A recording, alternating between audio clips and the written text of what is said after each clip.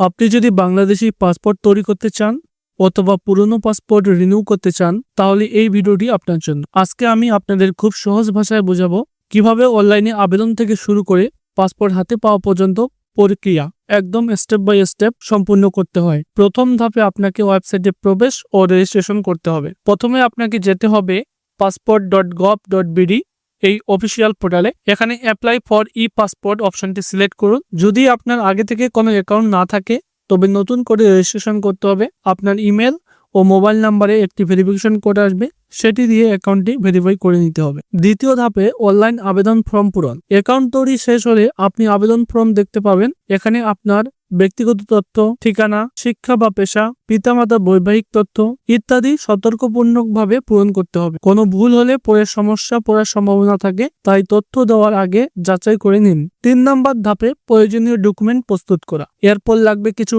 গুরুত্বপূর্ণ ডকুমেন্ট নতুন আবেদনকারীর জন্য: জন্ম নিবন্ধন বা এনআইডি, পিতামাতার এনআইডি যদি বয়স 18-এর নিচে হয়, ঠিকানার প্রমাণ যেমন বৈদ্যুতিক বিল, গ্যাস বিল। আর যাদের পুরাতন পাসপোর্ট আছে তারা সেটি নিয়ে আসবেন। রিনিউয়ের সময় সব ডকুমেন্ট পরিষ্কারভাবে স্ক্যান করে রাখা ভালো। চতুর্থ ধাপে পাসপোর্ট ফি পরিশোধ। অনলাইন ফর্ম পূরণের পর আপনার ফি পরিশোধ করতে বলা হয়। ফি আলাদা হতে পারে, আপনি সাধারণত ডেলিভারি নেবেন, জরুরি ডেলিভারি নেবেন, তার উপর ভিত্তি করে পেমেন্ট করতে পারবেন বিকাশ, নগদ, রকেট বা ব্যাংক চ্যানেলের মাধ্যমে। পেমেন্টের রসিদ অবশ্যই সংরক্ষণ করে রাখতে হবে। 5 নম্বর ধাপে আঞ্চলিক পাসপোর্ট অফিসে অ্যাপয়েন্টমেন্ট বুকিং। এবার আপনার নিকটস্থ আঞ্চলিক পাসপোর্ট অফিস নির্বাচন করে অ্যাপয়েন্টমেন্ট নিতে হবে। ওয়েবসাইটে আপনাকে একটি ডেট এবং টাইমিং স্লট দেখাবে। আপনার সুবিধা মতো একটি দিন সিলেক্ট করে সাবমিট করুন। অ্যাপয়েন্টমেন্ট লেটারটি ডাউনলোড করে রাখুন, এটি অফিসে দেখাতে হবে। 6 নম্বর ধাপে পাসপোর্ট অফিস বায়োমেট্রিক ও ছবি তোলা। নির্দিষ্ট তারিখে আপনাকে পাসপোর্ট অফিসে যেতে হবে। সেখানে আপনার কাজগুলো হলো ডকুমেন্ট যাচাই, ছবি তোলা, ফিঙ্গারপ্রিন্ট বা বায়োমেট্রিক, ডিজিটাল সিগনেচার প্রদান। সব ধাপ শেষে সাধারণত 15 থেকে 30 মিনিট লাগতে পারে, ভিড় বেশি হলে আরেকটু বেশি সময় লাগতে পারে। 7 নম্বরে পুলিশ ভেরিফিকেশন।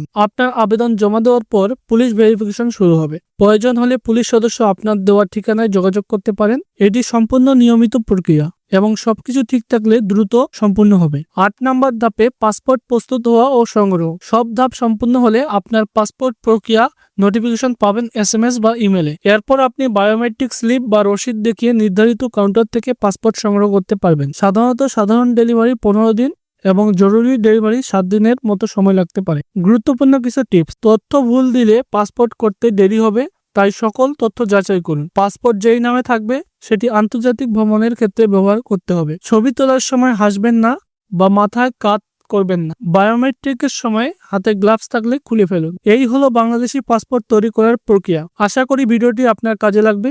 যদি উপকারে আসে তাহলে লাইক দিন, কমেন্ট করুন আর আমাদের চ্যানেলটি সাবস্ক্রাইব করতে ভুলবেন না।